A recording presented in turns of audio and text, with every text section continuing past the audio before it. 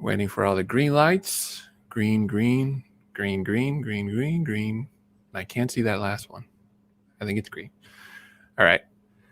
Hello, listeners and citizens of Broncos country. My name is Adan Diaz, and I'm joined by my co-host, Richie Rich.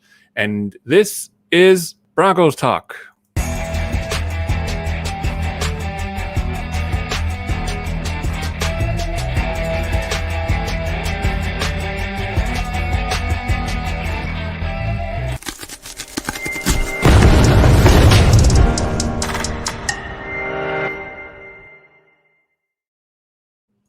Rich, my brother, how was your week?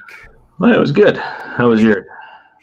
Well, after watching these last divisional games, I gotta admit it could have been better. So I thought that we start this episode talking about the AFC and NFC Championship games. Sure. Now, I don't know about you, but me as a Broncos fan, this is probably the only time I wish the Super Bowl would end in a tie. I honestly was expecting more out of Aaron Rodgers and Josh Allen. Although I will admit, and I said this on Twitter if you follow me, that I did feel a little bit of redemption for the Chiefs going out there and putting the Bills basically almost like making up for what the Bills did to the Broncos earlier this season. But even so, I still wanted the Bills to have won that game. So now we have another rematch of Patrick Mahomes versus Tom Brady in the Super Bowl. Well, I mean, it almost felt like this is what the NFL wanted all along, right? I mean, as NFL fans, we almost have to look at like what was foreshadowed almost at the beginning of the season. And like if Roger Goodell could have gone at the beginning of the year and be like, what is the best and most ideal Super Bowl so that we can make up ad revenue and everything else for the absolute abomination of 2020? I know Tom Brady versus Patrick Mahomes in the Super Bowl. Literally, it's basically the gold mine, for the NFL. In terms of the divisional games, I kind of agree. I was a bit disappointed, but at the same time, as a Broncos fan, I'm looking at what actually happened in some of those games, some of the actual plays, some of the players, and some of the positional, we'll say, deficiencies as I compare other teams to ours. And it really did highlight some of the things that I think that the Broncos really need to be truly focusing on and looking at. And frankly, it highlighted some real glaring issues with our team and why we're 5-11 and why those other two teams are headed to the Super Bowl. No, and I totally agree with you. I just thought that, the Packers had so many chances to come back and put up points. I mean, it's almost like a game of Madden, if you will, which I so passionately love to play. And when you get 3 turnovers, and I'm pretty sure the Broncos, whether it wasn't this season, but in the past, have had games like that where the defense was playing really good and they've gotten conversions or turnovers and the offense just couldn't do anything with it. And you were forced to punt the ball back to the opposing quarterback. So to have that in your camp or that opportunity, I should say, and then not be able to do anything with it. And then you have a really sad Aaron Rodgers going out there in front of the media after the game. And I swear to you, Rich, it almost had that Cam Newton vibe after the 2015 Super Bowl, where it would have been perfect if Aaron Rodgers just got up and left, because it's like it wasn't the same, confident and sort of arrogant-ish Aaron Rodgers from a few hours before that. It was just kind of like, I don't know what my future is going to entail here. I don't know what everybody's future. So now everybody in Broncos country blew up and they started going, on Twitter and saying, hey, forget about Matthew Stafford, forget about Deshaun Watson. Let's try to go get Aaron Rodgers. Well, I mean, if you're going to be honest, between those three, I'm not going to lie, I probably prefer Aaron Rodgers too. He and I share a very similar beard. That you do. And although I suppose I'm closer to Ryan Fitzpatrick. But either way, the one thing you can say about that game, and I'm willing to kind of go up against anyone who wants to try and say otherwise, Aaron Rodgers did not lose that game. Aaron Rodgers played one good game of football. The other thing that I did notice in all of that was his coach did not scheme him help at all. So what he ended up having on a couple plays, particularly similarly laid out plays, it was repeated pressures of where he had edge pressure collapsing the tackles towards him, or he had pressures right between the guard and the center. Deja vu for the Broncos games for me, but he had very similar pressure issues like that. And what ended up happening is that he couldn't let some of those plays develop that he needed to, because, I mean, let's be honest, the Bucs actually had really good coverage, which is surprising because their back end isn't necessarily known for being, the top elite. They're good, but they're not known as that, top echelon on the back end of the rosters. Mm-hmm. And Vic, watching us on YouTube. Hey, Vic, thanks for watching the show. He says, hey, Vic, Bucs had a better team, point blank. And you know what? To that, I will say that Aaron Rodgers wasn't the reason they lost, but he also wasn't the reason they won.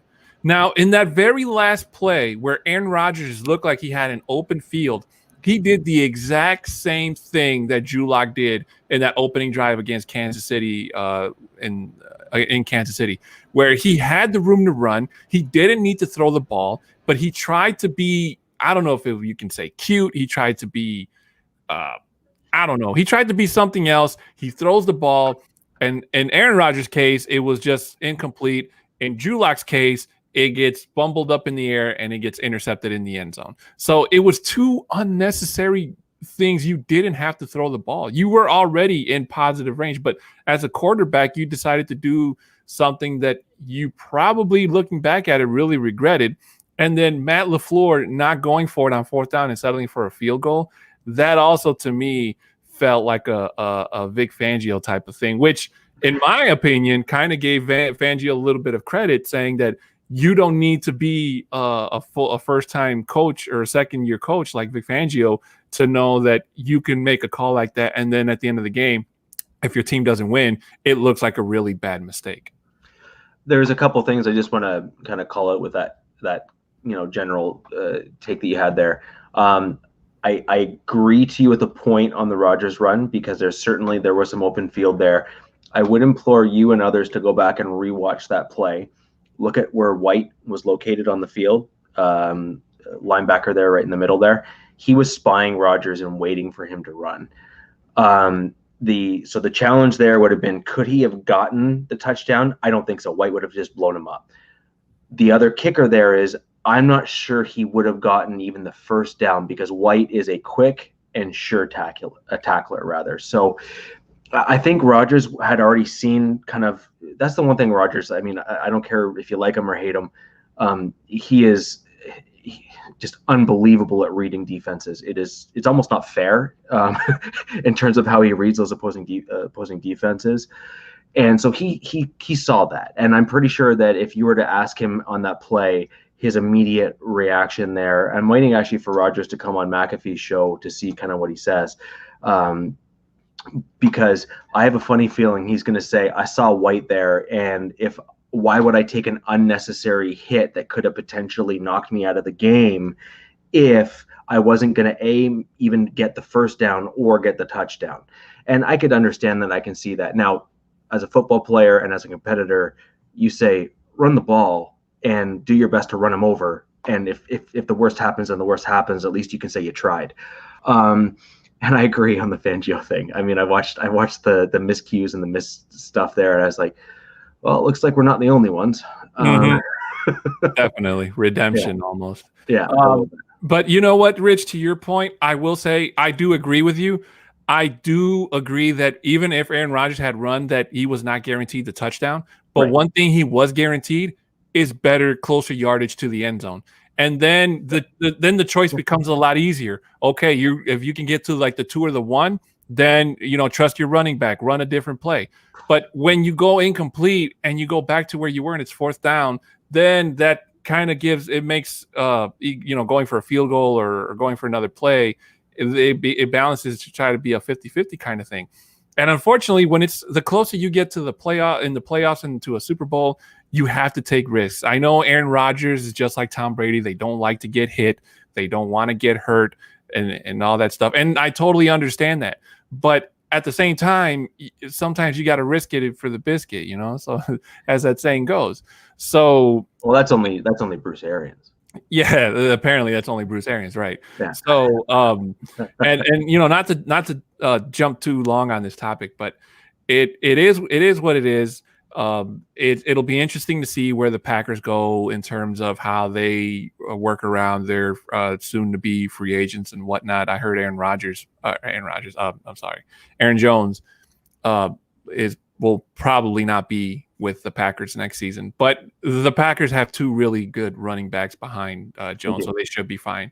But jumping over to the Bills and the Chiefs game, it almost looks like I thought Patrick Mahomes was going to struggle a little bit more with the turf toe injury and maybe some lingering issues from what happened to him last week against the Browns, but the Kansas City Chiefs, I mean, as much as I hate to say it, Rich, they're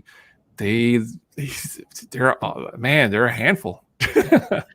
They are, and that was actually the game where I left the game at the end of it saying, you know, some of my comments, and actually on our defensive pod, please go back and watch that. I highly recommend it.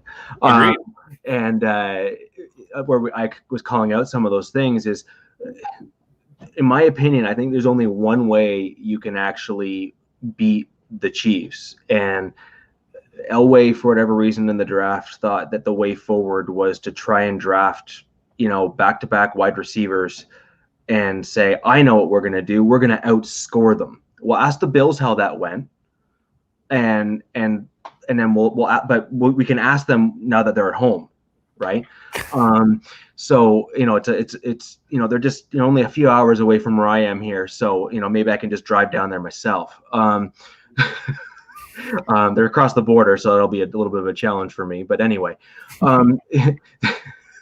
so my point is I think the only way you can really beat the Chiefs is the Chiefs have a very good offensive line, but then you couple that with the fact that because they have the speed and they can stretch the field horizontally, which sets them apart from a lot of other teams because they can also stretch it vertically, so they can kind of do both, is it really prevents teams from being able to pressure right up the middle by rushing an extra pass rush on a rush play, so they have to drop more into coverage. The announcers actually in the game called that out as well, which I happen to fully agree with.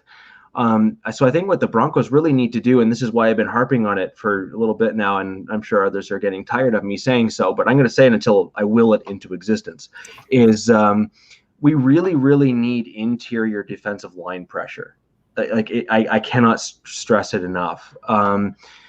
We really, really need some kind of a rushing nose tackle who can completely collapse the offensive center of other teams to make quarterbacks like Patrick Mahomes and others in our division. Justin Herbert would be another great example of that, where I'm not going to lie, between those two, our division is not going to be fun. You know, they've just like, you know, it seems that they, you know, like these other quarterbacks that are coming through now, they're just kind of clicking. And so we need to come and combat that. And the way to combat that is leverage our defensive coach. There is not a single person in the league that you will talk to, I can promise you that will say that Vic Fangio is not like a top 4, top 3 defensive coach in the NFL. Agreed. Period. So leverage it. Mm-hmm. Mundungus Creevy, our Lord and Savior of this show. He comes in with a question saying, I understand the choice, though. 3 picks in the second half and your defense crushing the Chiefs. I would have kicked it 2 and given the defense a chance for a turnover. Oh, he's probably talking. Yeah, he's talking back on the Green Bay game there. I agree. Going back to that game, though, there's a couple things that need to be called out. Is coaching didn't adjust. It's like deja vu for the Broncos fans. You know, for us Broncos fans, we're like, see, it's not just us.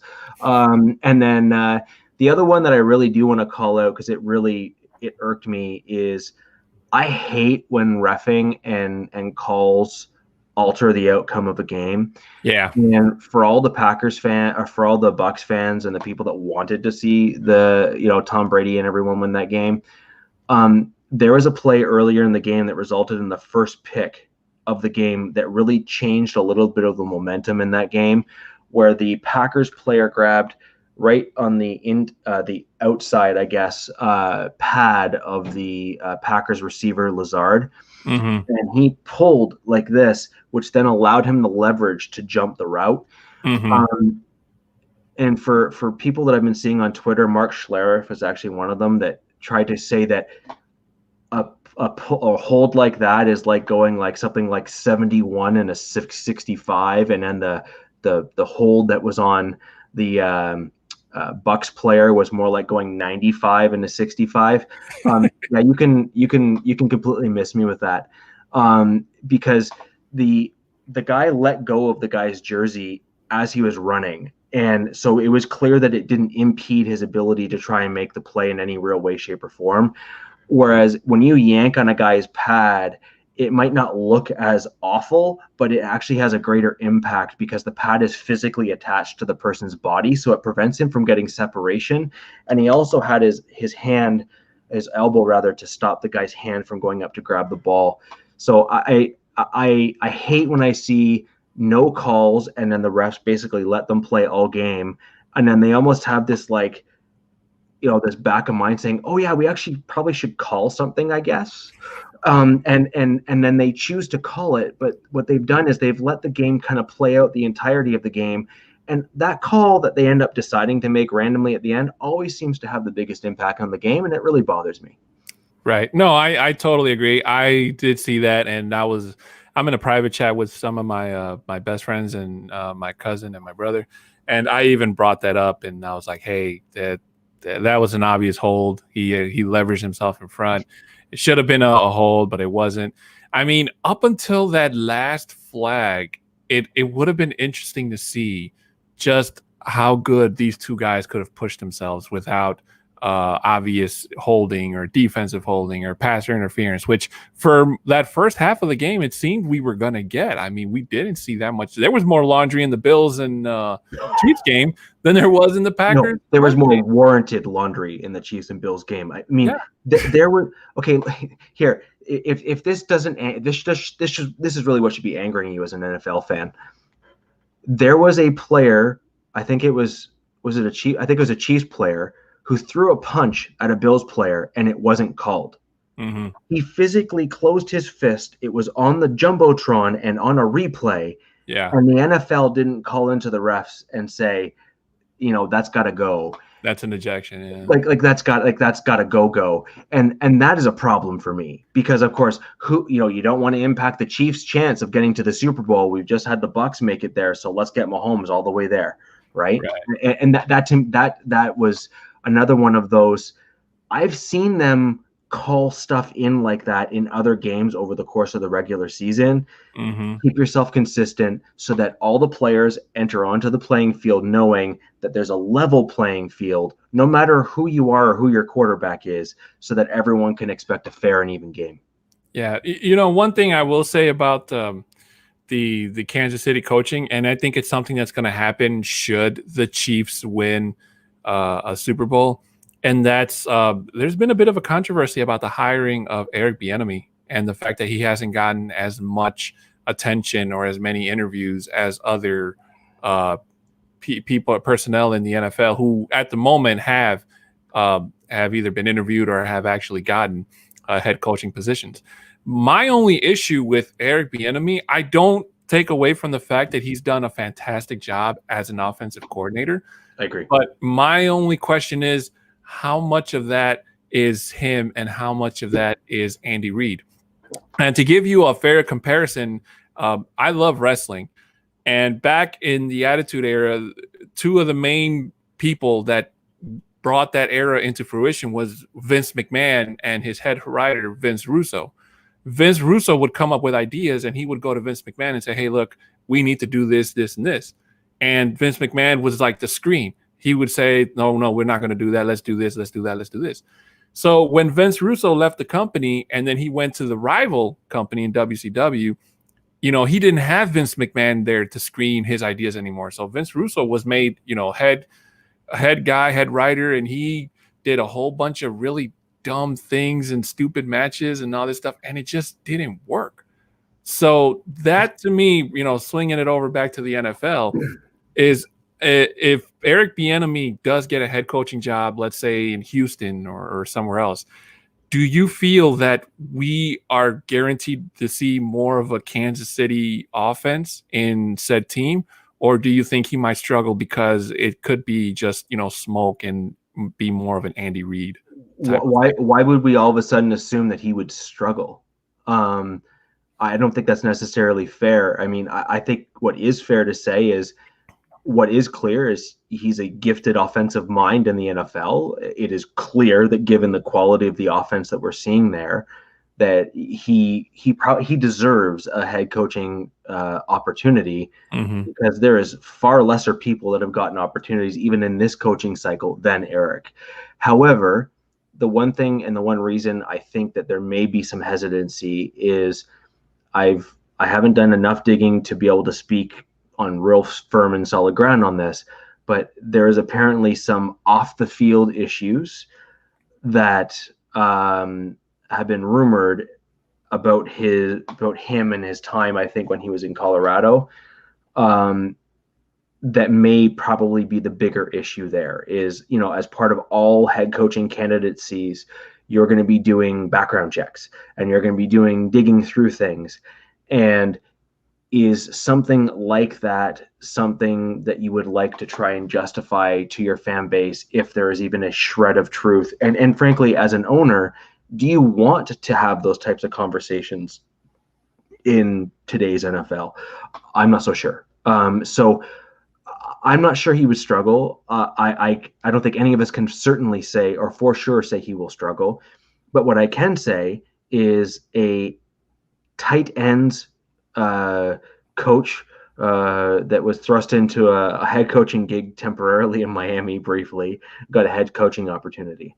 And he's, talking about biting people's kneecaps. So, I mean, cannibalism aside, I just don't think that we can necessarily say that, candidates, 1 through 4 deserve that opportunity and that Bieniemy doesn't. If he gets an opportunity, and he should, and he fails, then so be it. He was provided an opportunity after producing a high level, consistent success in the NFL. And if he doesn't do well and his team flounders and it doesn't do well and doesn't produce, then so be it. He got an opportunity based on the quality of the product that his former team, the Kansas City Chiefs, put on the field. And he would potentially end up like someone like Matt Patricia. Glenn Hauser, loyal fan of the show, says, breaking news, Texans just hired Vince Russo. Well, that would be fitting. It really would. And I'm telling you, with all the crazy stuff that's going on in the Houston Texans organization right now, the last thing they could use is even more lunacy. But no, I get your point, Rich. To interject real quick, I mean, I just, if that's the case, then I think Deshaun Watson's just basically all but said that I'm going to be giving him the people's elbow, right? You could make that argument. Vic, the comment says, a ton of first-time head coaches struggle, especially in Denver.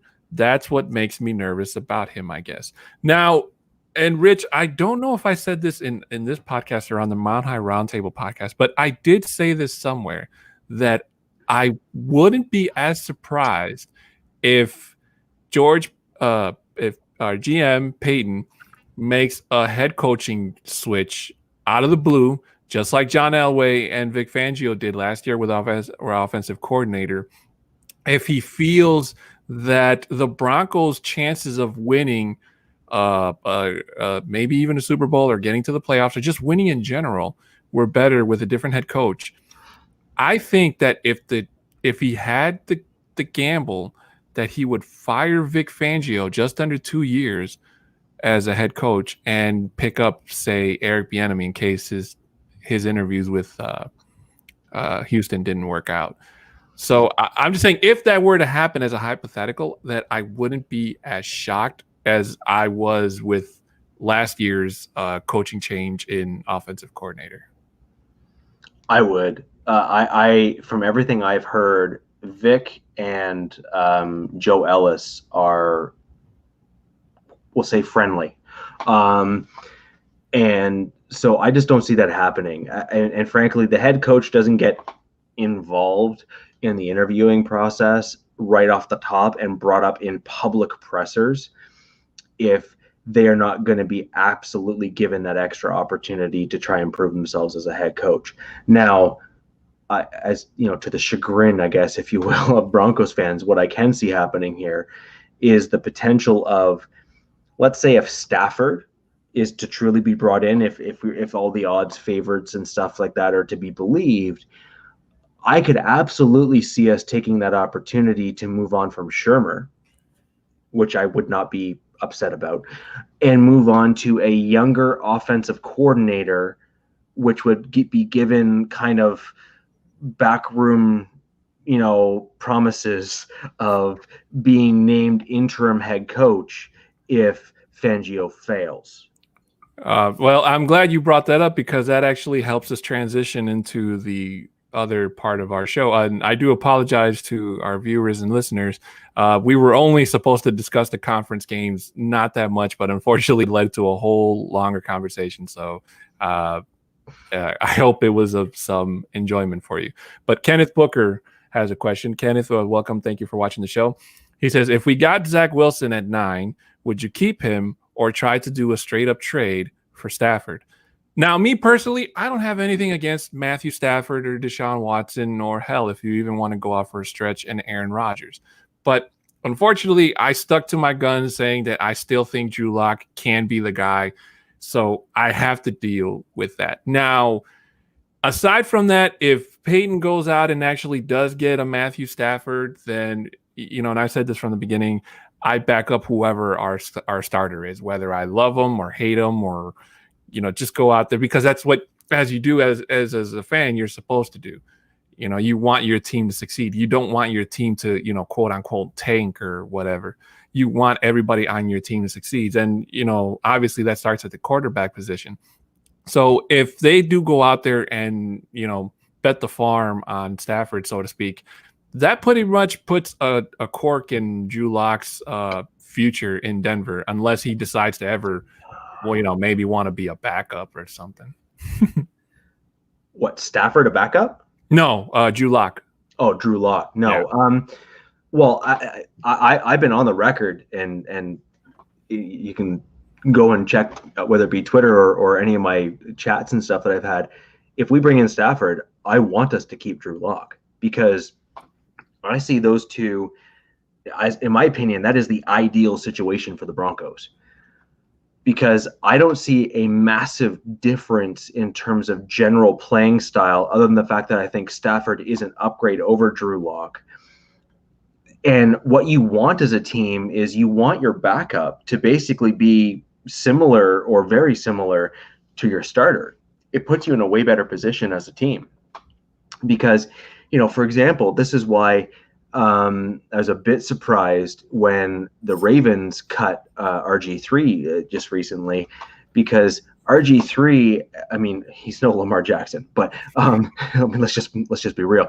But he at least has modestly similar skill sets, so you can still run a similar offense if you have RG3, and if running is something you want, then you can at least go in that direction, right? Whereas with Drew Lock and Stafford, you're dealing with very, very similar skill sets with modest mobility, but being able to throw the ball down the field a little bit. So you're dealing with very, very, very similar type quarterbacks, which is also why I was a huge proponent in bringing in Stafford, is because I haven't given up on Drew Lock. I just believe that he needs more time. When he came into the NFL, he was always touted as a project quarterback that needed help and needed work and needed development. I did not see the needed development, and I did not see the needed jumps, particularly when it comes to ball placement at the NFL level this past season. So I think sitting behind and viewing a quarterback like a Matt Stafford from the sidelines and being able to kind of get that full field, maybe 1 or 2 years or 3 years or whatever, I believe Stafford has 2 more years left on his deal.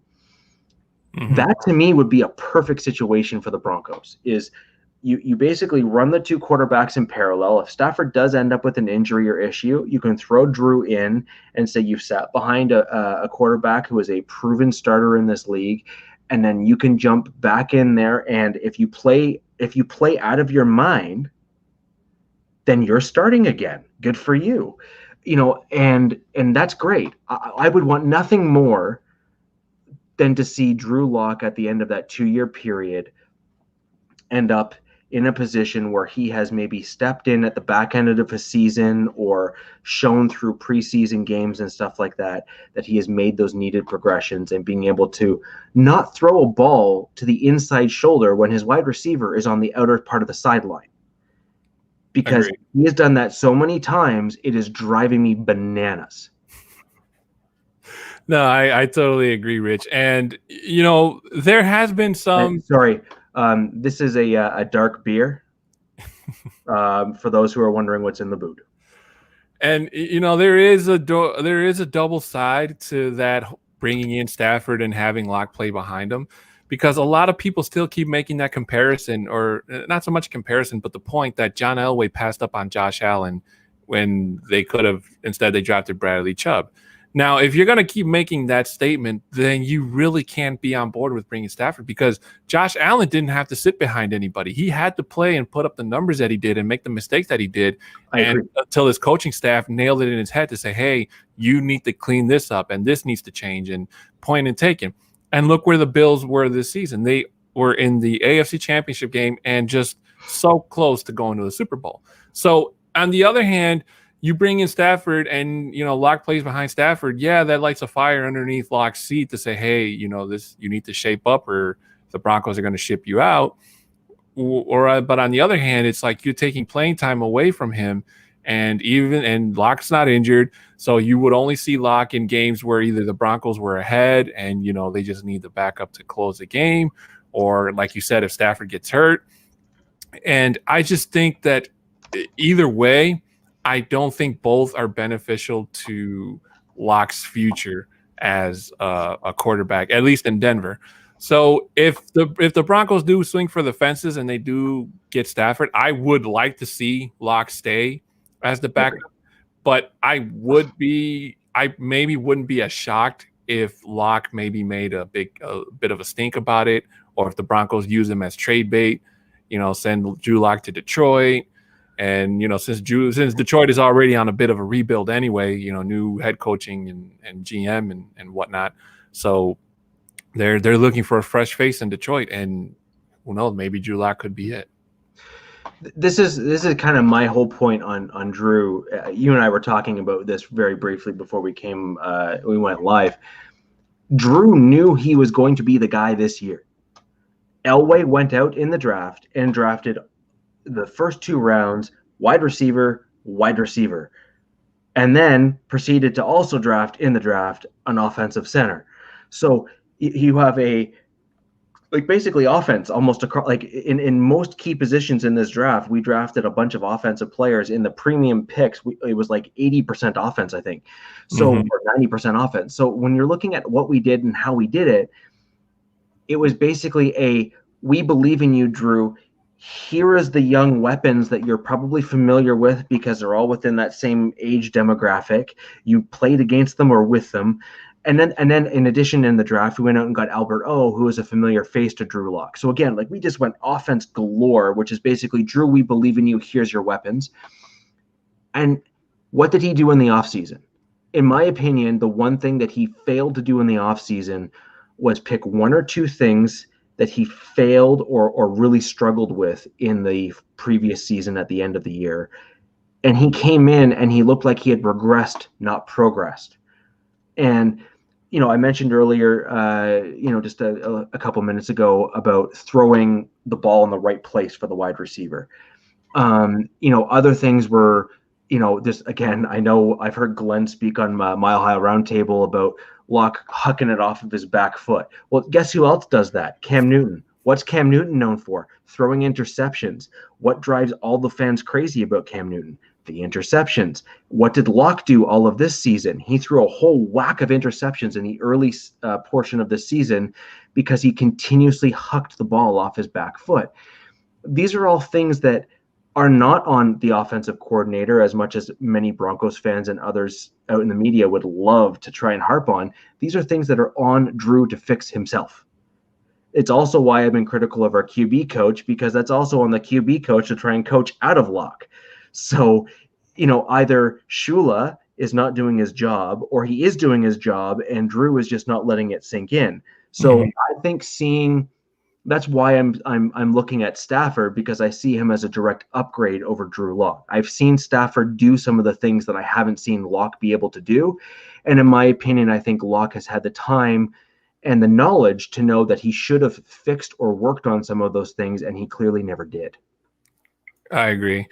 And Vic comes in with a comment. He says, if we get Stafford, we will see how Locke's character is tested and how he responds. Could not agree more. And I agree with you, Could not agree more. Vic and Rich.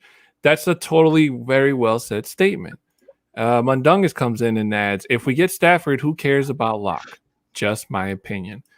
And that's on the other hand, it's like everybody's going to be talking about Matt Stafford, and Drew Lock could end up being yesterday's news, or in other fans' eyes who aren't Broncos fans are going to see him as a I don't know, a failure, a bust.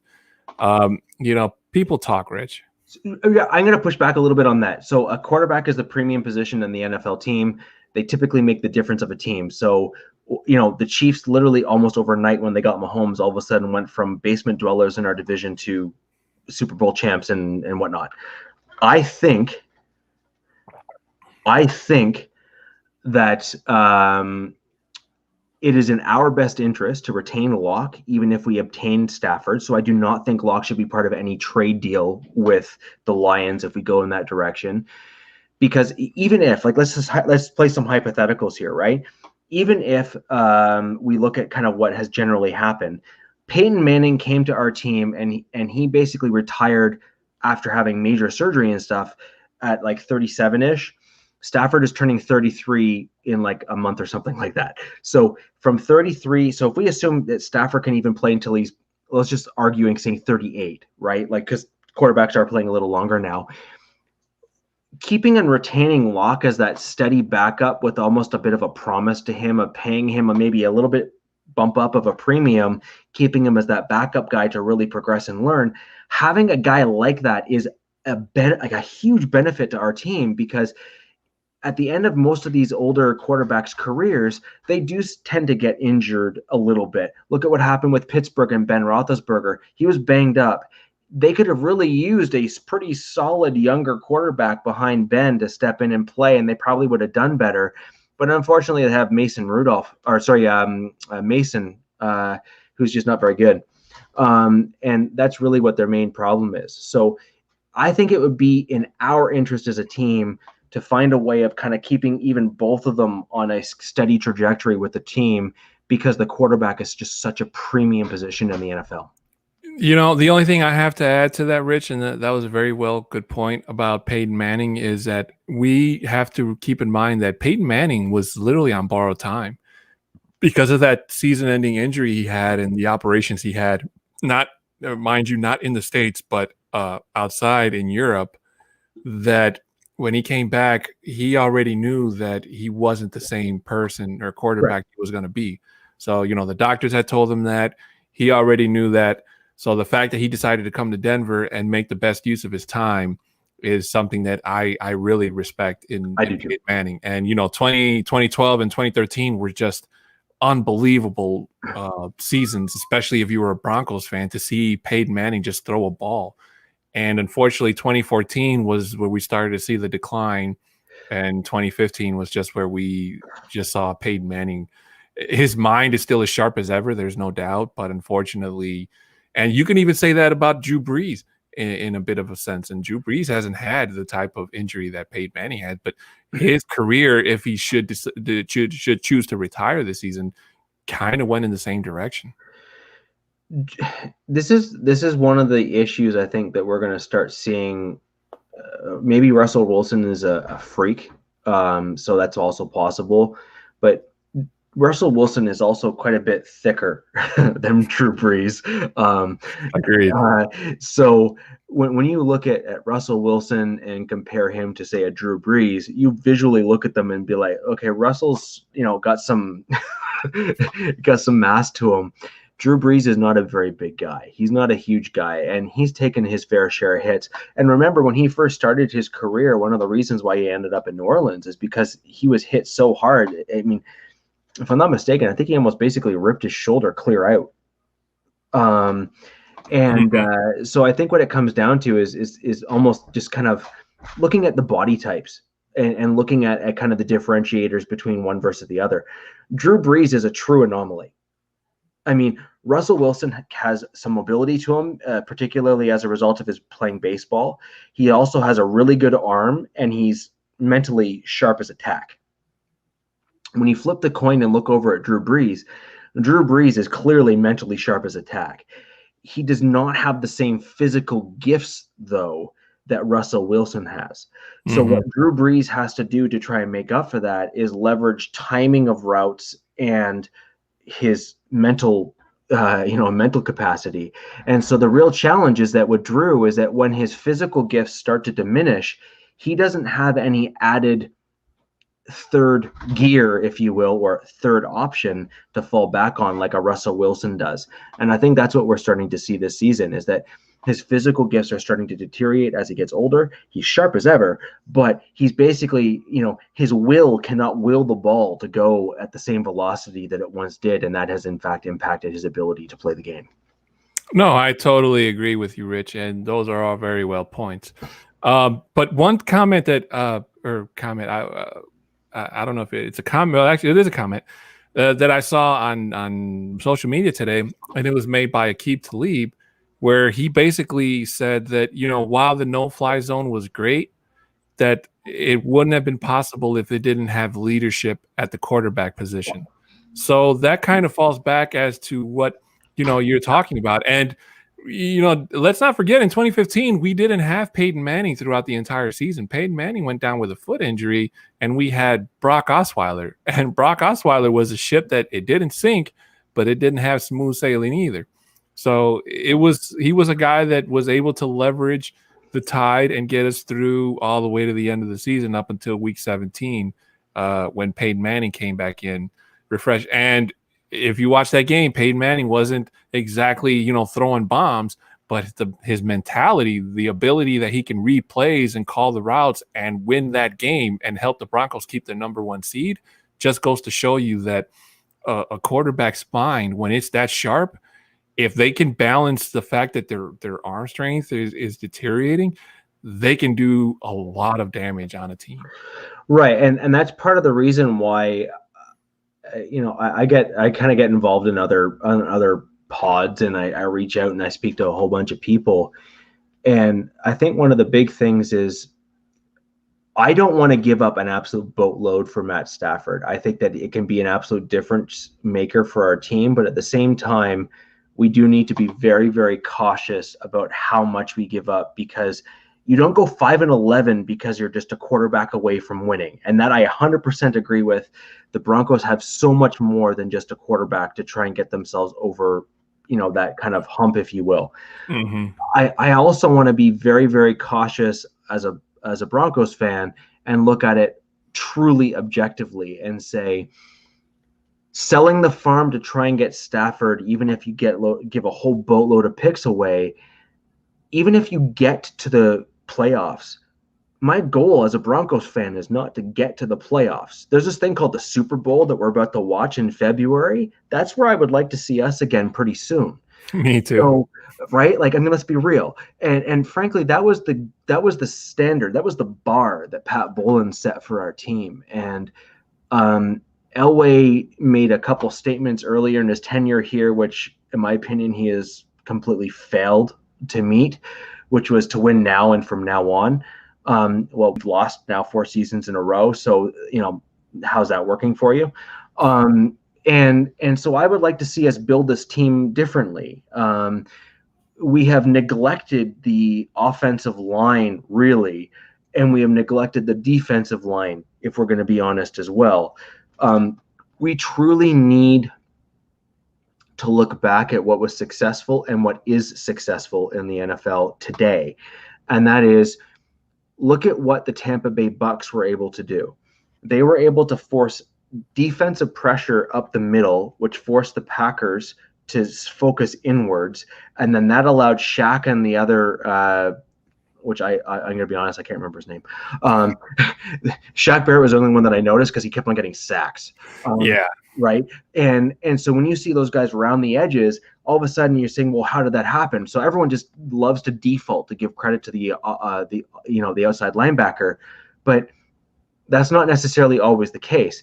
Sometimes the interior pressure with Ndamukong Suh and some of the other guys that they have on the interior, they can get so much pressure up the middle where the offensive coordinator needs to focus additional resources, where they focus the guards and everything internally, and then they leave their tackles on an island, and then the outside linebackers are then able to just basically get one-on-ones and say, I'm going to beat you now. And Shaq Barrett is that darn good.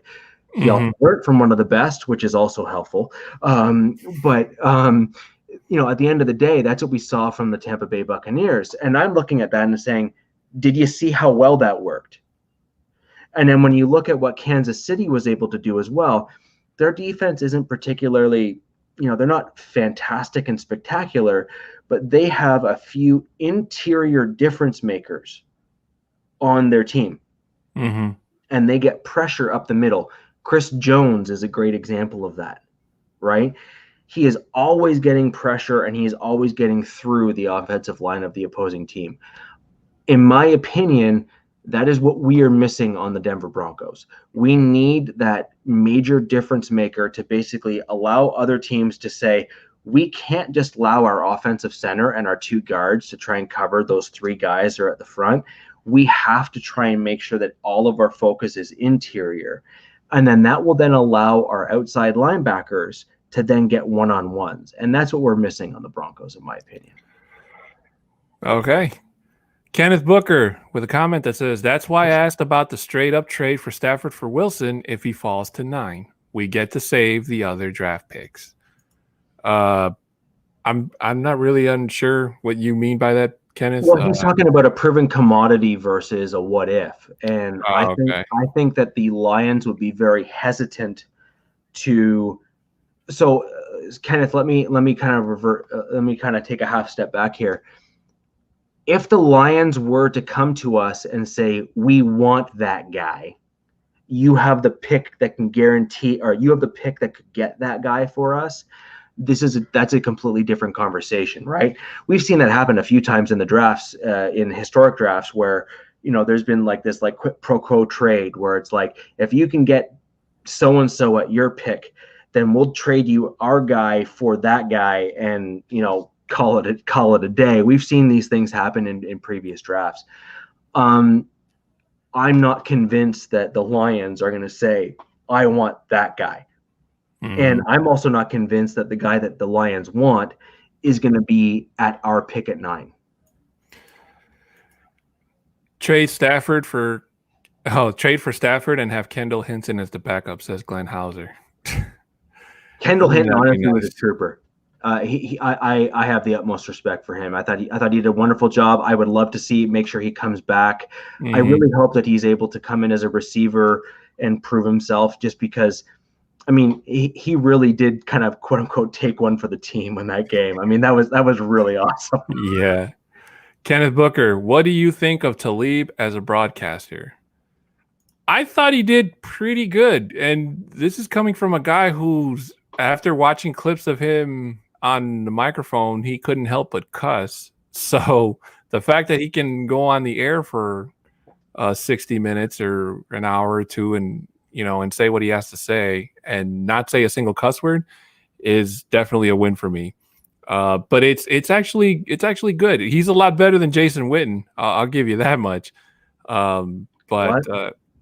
in terms of I lost my train of thought. In terms of being a broadcaster, sorry.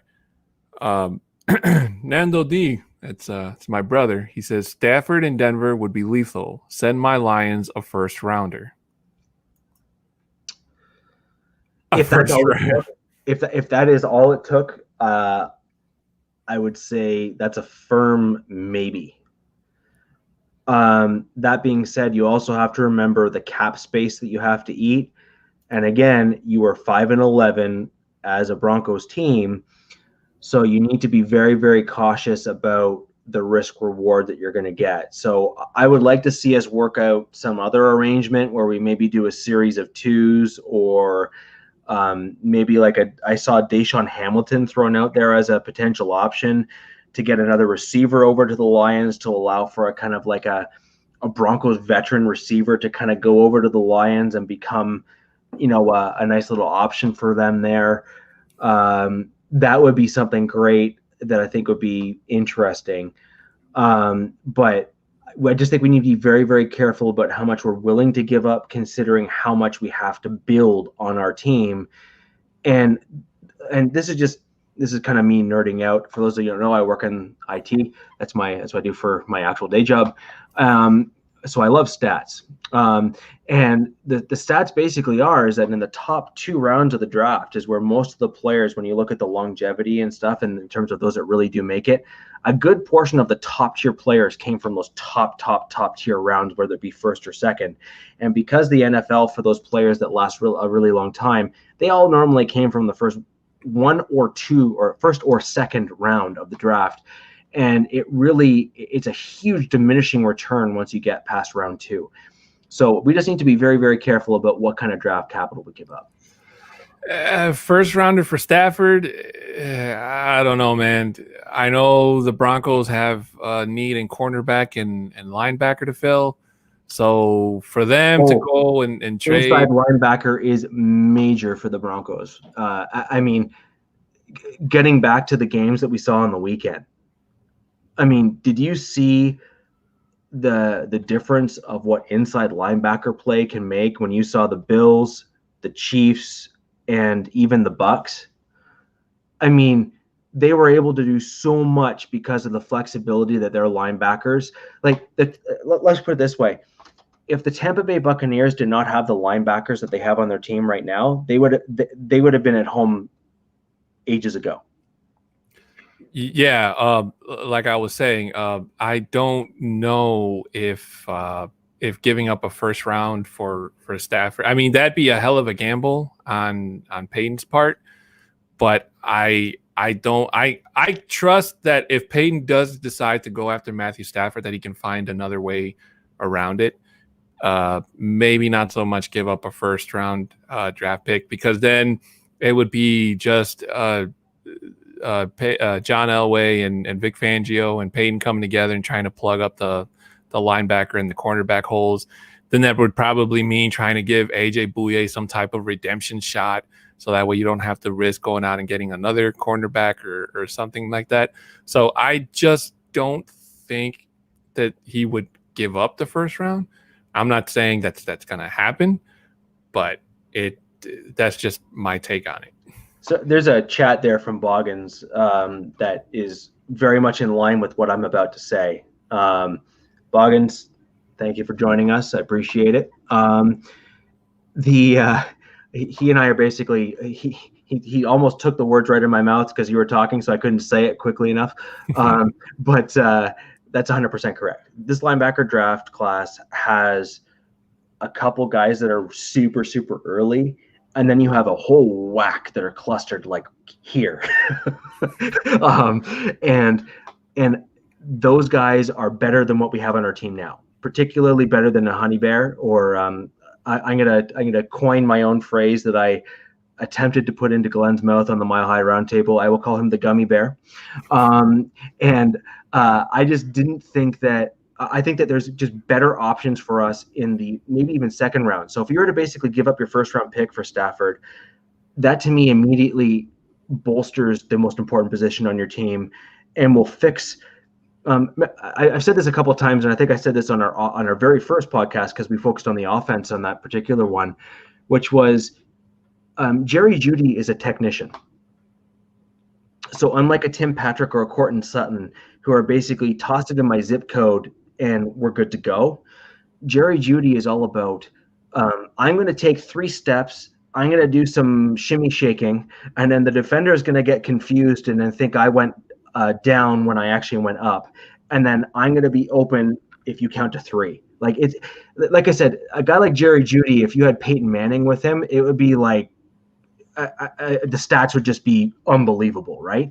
It's very much like Harrison and Peyton Manning where Harrison was a tactician too. He wasn't like this unbelievably gifted athlete. He was just technically on point. So when you look at a guy like Stafford can huck it up to a guy like a Tim Patrick or a Courtland Sutton. Look back at Megatron. But he can also throw it to the technical receivers, guys like Jeudy. And I think that's where Locke's going to struggle. So if you take care of your quarterback position, I think you take care of an extra 1 or 2 wins that we were missing this year that were basically, in my opinion, as a result of Locke making his mistakes, maybe even 3 wins. And then once you get over that piece, that takes care of the quarterback and that first round kind of drop off that you'd be missing at the end of this year's draft. And I think if you then looked at the second round and on, I think the second round is where you go for that inside linebacker that you're looking for coverage.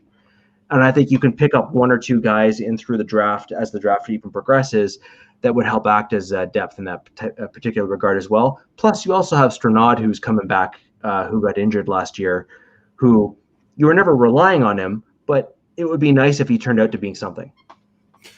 Yeah, you know what? I've said this before on previous episodes. I'm not the biggest fan or familiar with draft players because I don't watch college football. So I usually rely on guys like Boggins and yourself and whoever else Broncos country blows up in terms of potential draft picks. And, you know, that's who I run with the closer we get to the draft. So, but you have to kind of hope that now that you got 3 heads in that war room in terms of Peyton, Vic Fangio, and John Elway, instead of all the pressure just simply being on John Elway and having Vic Fangio as his advisor, that the draft picks can be just as good, if not better. And seeing what Peyton helped build in Minnesota, even though that team didn't get to a Super Bowl, they were so damn close to it, and their potential to be good or better is still there, even with Peyton gone. Unfortunately, they have to deal with the Packers and Aaron Rodgers, just like we have to deal with Patrick Mahomes and the Chiefs. So, you know, rebuilding and trying to get over that, a team like that, is no easy matter. No, I just think we need to be very, very cautious about what we do and how we do it, because we have Justin Herbert, who's proven this season alone that he is no easy out, right? Like, let's just be honest. He is no easy out. And with a new head coach, with the same tools and same players that are there, plus the draft coming up and free agency, I fully expect the LA Chargers to be a very, very formidable opponent, just like they were this year. I also expect the Chiefs to basically be the Chiefs for the next decade. So we basically have a total of 4 games that are on our schedule that are no gimmies at all. And we just need to be very, very careful about what we do and how we do it, because in Broncos country, we want to win and we expect to win, and we expect our team to put themselves in the best position to win. And right now, what we've seen in these past drafts is that it was great that we threw all in on Locke, but then from back to what I said kind of earlier in the pod, I didn't feel that Locke then went all in with Denver. And so if Locke didn't go all in with Denver and didn't go full tilt, 100 miles an hour to get himself better, then that's why you then look at someone like Stafford, or that's why that's why you're hearing these rumblings about Deshaun Watson and Aaron Rodgers and, any other quarterback that seems to be, disenfranchised who's good and another team, is because we saw Locke being given the keys to the house. And then in my opinion, it's almost like he then took them and threw them in the pool.